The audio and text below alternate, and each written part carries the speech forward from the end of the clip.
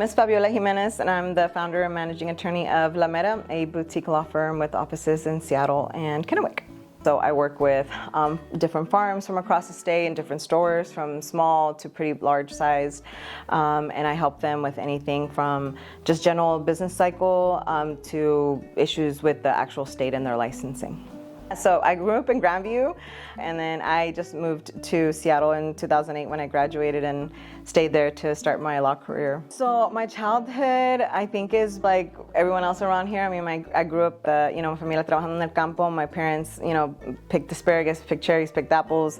I had to do that a couple times, but my childhood was very Mexican. And I loved it. I love my culture. I really appreciate it, how I was so in tune with it here. I definitely felt like we were, in a little part of Mexico as opposed to elsewhere, like in Seattle now, right? But my childhood was really great, as much as it can be, right? Like especially as a child, as a first gen, it definitely wasn't all hearts and roses and everything. Because again, trabajando, and Spanish was my first language, so it was definitely a transition. But I did the whole thing as a kid. I was a translator at like 9, right? I was translating government documents then. But yeah, it was a good childhood. It taught me a lot about, true grit and working hard and staying committed and, always sticking to your values. So, food. I'm a foodie. I think para mí la comida is probably one of the best connectors. I'm so incredibly proud of the Mexican food, especially because it's so varied. But that's probably one, and that's the easiest one for me. It's just that nostalgia. Just overall, being Latina, I have to say, my mom has been a real big part of that, and staying true to my culture. My mom was my role model. My mom's a G. My mom's a gangster. Like, my mom has always been like that. My grandma was a really, really incredibly strong woman también. But my mom, even growing up, was just a hustler. She was always trying to, find the best opportunity for us, for the family. We were in grade school. My dad was working out in the fields, and my mom was like, "Hey, vamos a vender tacos." And I will never forget this. Like, we had this old little beat-up truck, and I just remember that was like a moment where I saw my mom, estaba tomando pagos, and she was telling me what to do and all this stuff, and it just kind of came together where I was like, my mom is a boss, and I love her for it. I love this, that, she couldn't work because she had to take care of us, and my mother's siblings were there too, but she didn't say like, oh, okay, well, ni modos. No, my mom was always a hustler. It was so incredible and amazing to know that my mom, she was supporting the family, but she was doing it in such a way that demonstrated leadership, it demonstrated discipline,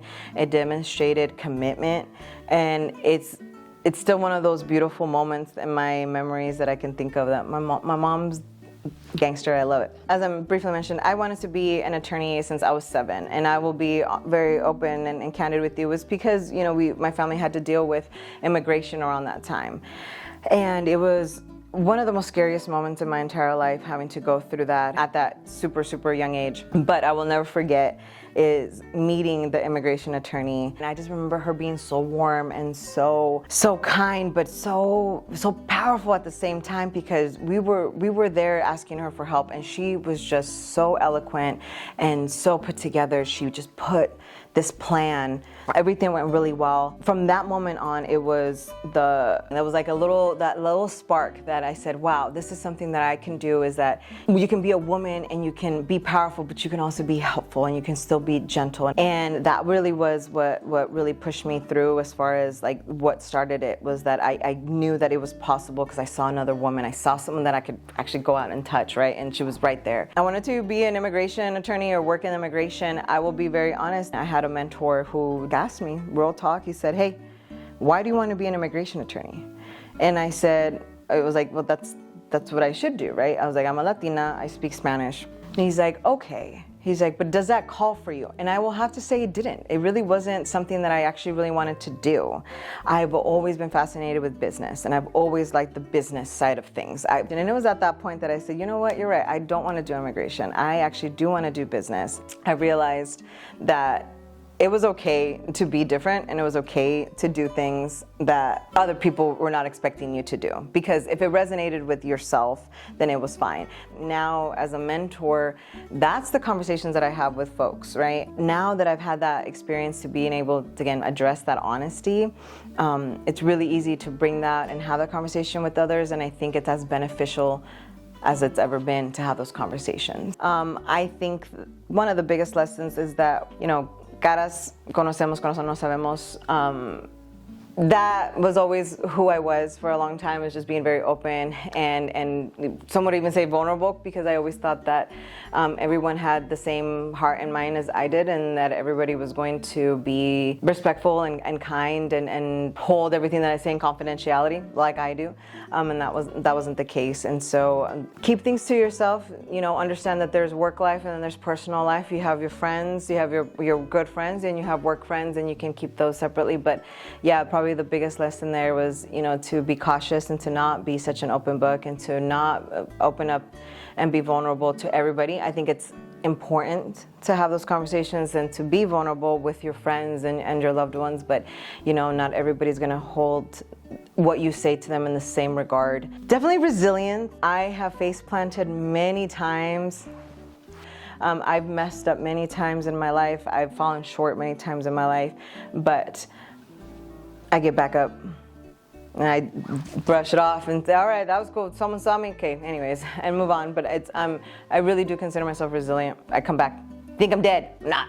The other one would be confident. I'm very confident in myself, and I think confidence speaks volumes in a number of different situations. Personally, if you're able to muster up confidence, your things change. Your life can change significantly. The other word that I would describe myself as, I think compassionate. I think I'm very compassionate. The hard exterior is what it is because of what I do, who I have to deal with, the type of work that I have to do.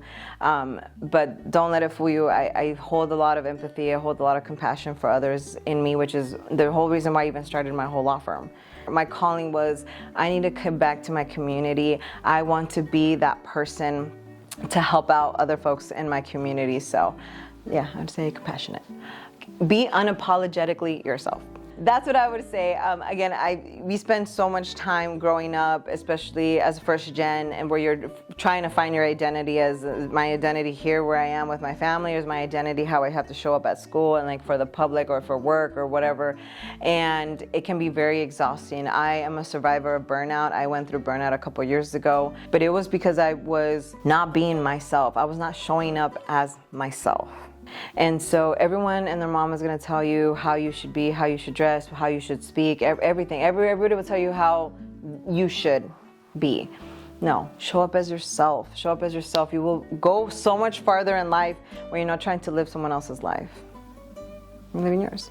And what it means to me to be a Leona means someone that is a fearless leader, someone that is able to take those first scary steps into the unknown, into the future, in doing this, even though you are nervous, even though there is some anxiety, you show up fearless and you just go and you do it. You do it and you go about it. Just being fearless, being able to step in, and not being afraid to continue the fight with blood in your teeth. That's what being a Leona means to me. And I do that every day. I do that when I'm dealing with my clients. I was like, I got my ass handed to me by this one thing that happened, but you know what?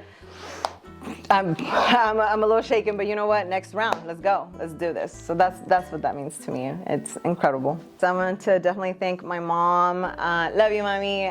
She is, like I mentioned earlier, incredible person. My sister, who's been really fantastic and supportive in everything that I do, especially with the business. So just generally my family, I just want to thank them for loving me and for allowing me this opportunity to continue to push through, to reach my goals, my dreams, and to always having my back even when I'm in a fight, even when I'm probably sometimes in the wrong, usually not, sometimes, is, showing me that unconditional love and just that opportunity to be myself.